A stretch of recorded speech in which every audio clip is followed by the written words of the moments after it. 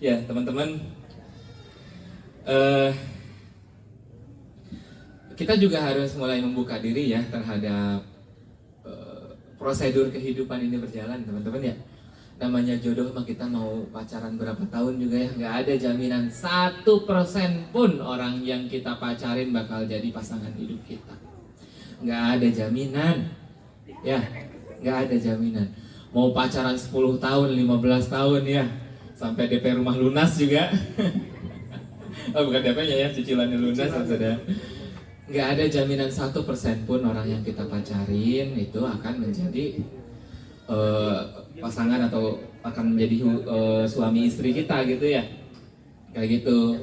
Dan ini hal yang biasa gitu. Jadi artinya nggak usah terlalu memandang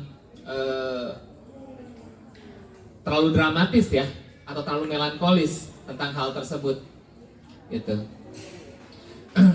Allah menitipkan cinta pada setiap manusia untuk memberikan rasa yang lebih dalam ibadah pernikahan. Dan jangan sampai kita menggunakan hal-hal semacam itu untuk sesuatu yang tidak tepat. Itulah kenapa kalau teman-teman sudah terjebak terlalu dalam dengan pacaran, sadari untuk tidak mencintai berlebihan juga. Karena tidak ada jaminan 1% pun orang yang menjadi pacar kita saat ini akan menjadi pendamping hidup kita untuk selamanya. Itu ya.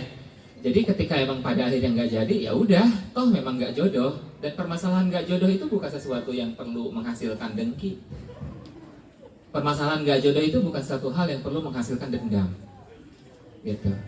Hati mungkin bisa ya terluka ya bang ya. Tapi kan luka bisa disembuhkan. Dan kita harus membuka diri kita bahwa hal-hal semacam itu, ya kalaupun emang dia nggak jodoh saya, karena emang Allah sedang menyiapkan jodoh terbaik saya, bukan dia gitu kan. Itu kita harus paham terhadap mekanisme hidup semacam ini teman-teman ya. Mau sebutin apapun kita selama judulnya masih pacaran, hati-hati, kemungkinan putus mah ada gitu. Orang nikah aja masih ada kemungkinan cerai, apalagi pacaran yang nggak ada ikatan apa-apa ya. Mau dia udah kenal orang tua kita sampai engkong kita gitu kan ya, tetap kalau belum menikah mah tidak ada status yang jelas di situ. Tidak ada komitmen selain pernikahan itu sendiri. Gitu. Masih bisa lepas ya.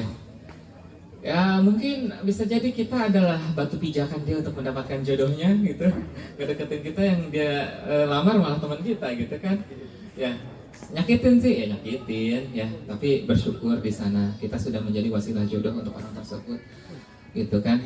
Itu sikap yang sangat luar biasa. Tapi kita tidak bisa mengkondisikan orang lain untuk memiliki pendapat yang sama dengan kita, teman-teman. Ya, ketika kita sudah bisa legowo, orang lain belum tentu bisa. Dan sampai kita mati, kita akan kecewa kalau kita mengharapkan hal semacam itu. Gitu. Maka kemudian biarkanlah mereka sesuai dengan isi pikiran mereka masing-masing. Nggak perlu merasa membuat kita nggak nyaman dengan kondisi itu ya. Kalau memang dia nyaman dengan menjauhi kita, mungkin bisa jadi dia tidak mau ikut acara tersebut karena dia sebenarnya merasa bersalah, karena sudah merasa mengambil, ya nggak? Kayak gitu.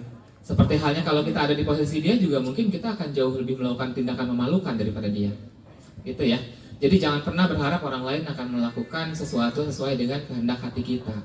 Karena dia otaknya ada di kepalanya, hatinya ada di dalam dadanya. Ya nggak? Seperti halnya otak kita ada di kepala kita, hati kita juga ada di dalam dada kita gitu. Dan kita tidak bisa mengharapkan dia selalu sesuai, sepakat dengan apa yang kita inginkan. Tidak usah merasa bersalah ya, dan tidak usah merasa gak enak. Udah biarin aja. Dia tidak nyaman atau dia memalingkan wajah, biarkan saja.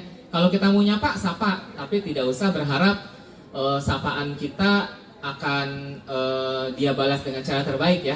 Kita menyapa karena apa? Karena silaturahim buat kita adalah prinsip. Kalau dia tidak bisa membalas ya nggak apa-apa, gitu ya. Jadi itu saja. Dengan sikap kita menerima kembali orang yang sudah menyakiti kita, itu akan menjadi pahala terbesar kita. Karena pahala memaafkan itu juga pahalanya besar banget, jauh, sangat luar biasa. Jadi kita mengejar itu.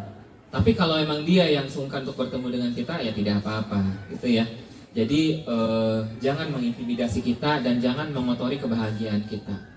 Alhamdulillah Di sini si penanya sudah punya laki-laki yang tepat, yang semoga laki-laki ini juga menjadi teman hidupnya sampai dengan akhir hayat ya, dan sudah punya anak juga.